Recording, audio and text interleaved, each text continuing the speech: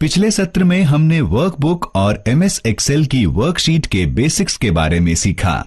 इस सत्र में हम वर्कशीट में डाटा को स्टोर करना और उसे संपादित करके कैसे उपयोग करना है सीखेंगे। हम यह भी सीखेंगे कि हम विभिन्न डाटा टूल्स जैसे ग्राफ्स या चार्ट्स का उपयोग करके डाटा को और अधिक आकर्षक कैसे बना सकते हैं। हम जानते हैं कि हम एमएस एक्सेल में वर्कशीट का प्रयोग डाटा को स्टोर करके रखने के लिए करते हैं। हर एक वर्कशीट रो और कॉलम से मिलकर बनती है। रो और कॉलम जब एक दूसरे से मिलती है तो सेल का निर्माण होता है। इन सेलों में डाटा सम्मिलित होता है। आसान संदर्भ के लिए हर सेल के मिलन बिंदु को हम एक नाम देते हैं।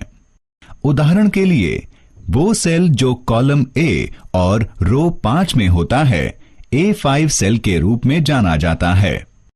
यह नाम रिबन के नीचे नाम बॉक्स में प्रदर्शित होता है।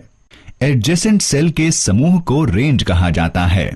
उदाहरण के लिए A1 से A5 तक के सेल की रेंज को A1 A5 के रूप में दर्शाया जाएगा।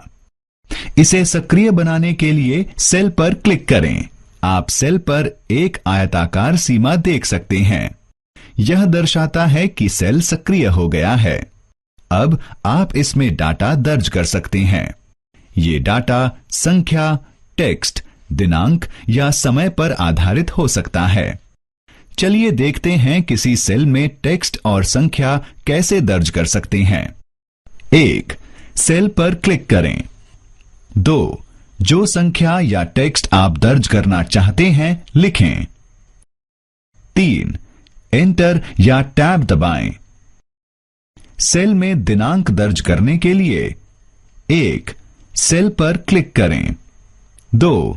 स्लैश चिन्ह या तारीख के कुछ हिस्सों को अलग करने के लिए हाइफन का उपयोग कर दिनांक दर्ज करें।